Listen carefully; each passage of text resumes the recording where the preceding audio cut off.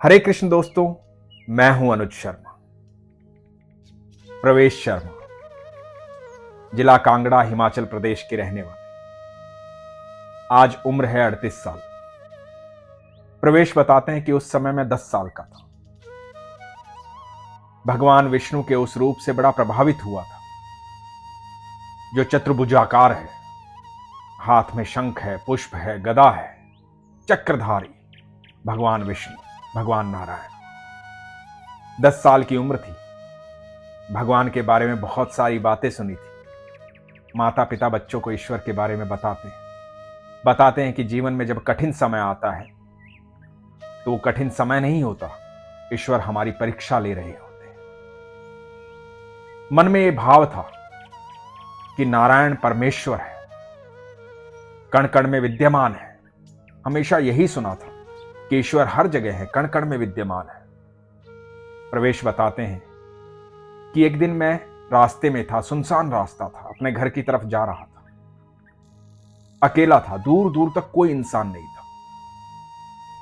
मन में एकदम से भाव आया कि ये प्रभु नारायण जो हैं, क्या सच में होते हैं? इतनी कहानियां लोग बताते हैं, इतनी बातें लोग बताते हैं कि कण कण में ईश्वर है, हर जगह सुनते हैं, हर जगह देखते हैं, उनको सबका पता है, सबके बारे में जानते हैं। क्या सच में भगवान होते हैं?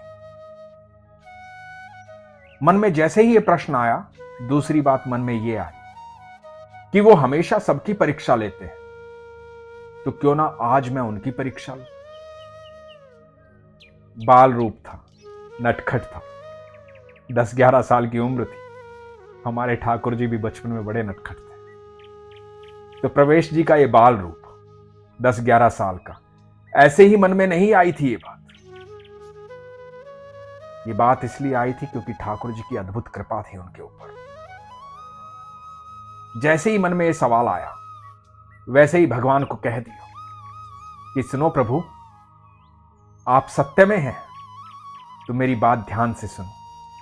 यदि आप हर जगह विद्यमान हैं तो आप यहां भी होंगे।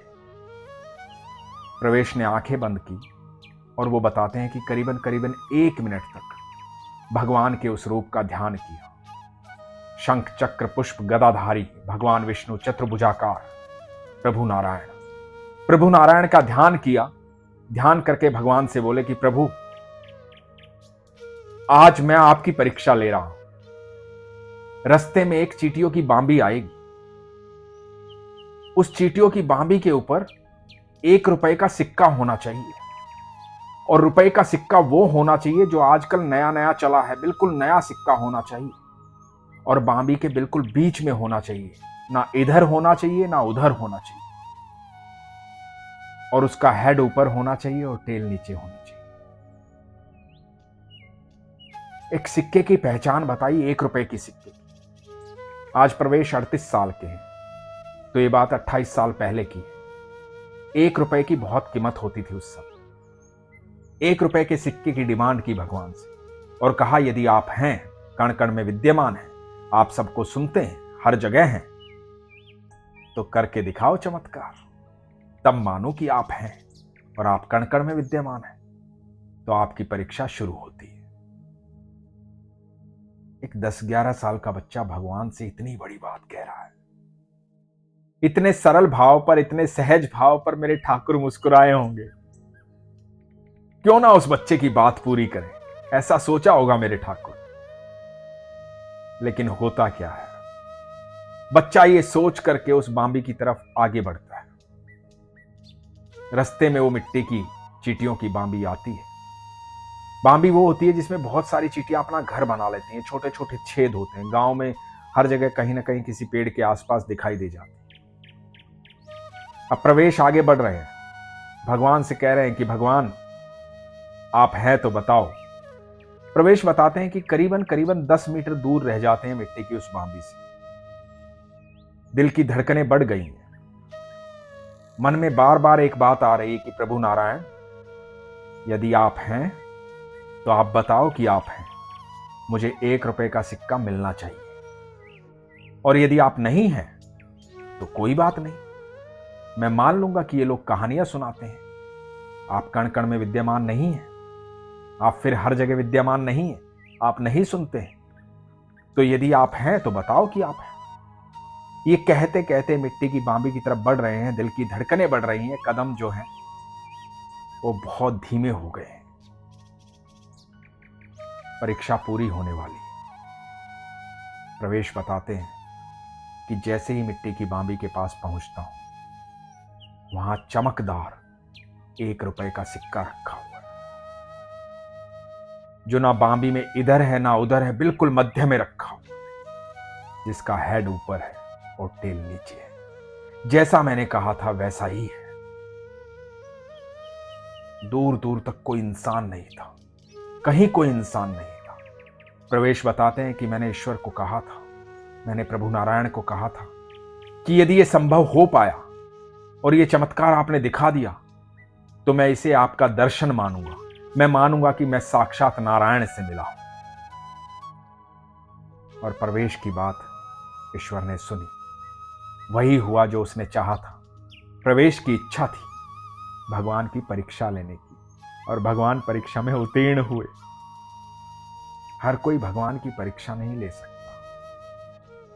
प्रवेश के भीतर स्वयं ईश्वर विद्यमान थे और उस बच्चे को उस उम्र में ये बताना चाहते थे कि जीवन में कभी भी अकेला महसूस मत करना, कभी घबराना मत, कभी डरना मत। और ये संदेश जो प्रवेश को उस समय ईश्वर ने दिया, आज तक भी प्रवेश लोगों को ये संदेश दे रहे हैं।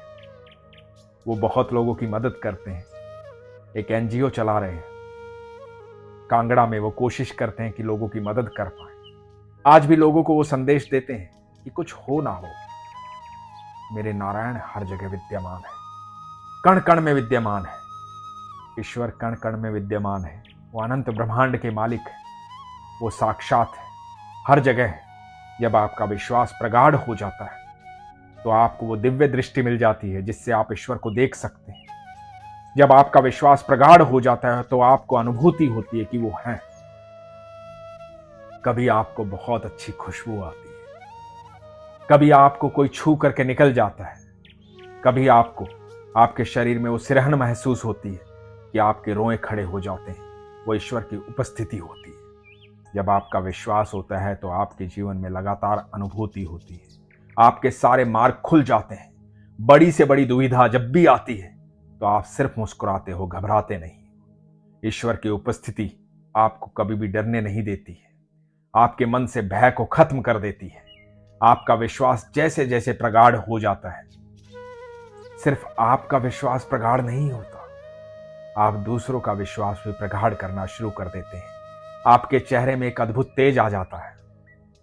आपसे मिलकर लोगों को प्रसन्नता महसूस होती है। ईश्वर की उपस्थिति आपको वो अनुभूति करवाती है जो अनुभूति आप जीवन में बिना उसके कभी कर ही नहीं सकते। इसलिए हमेशा कहता हूं, अपने विश्वास को मजबूत रखिए, अपना ख्याल रखिए। हरे कृष्ण।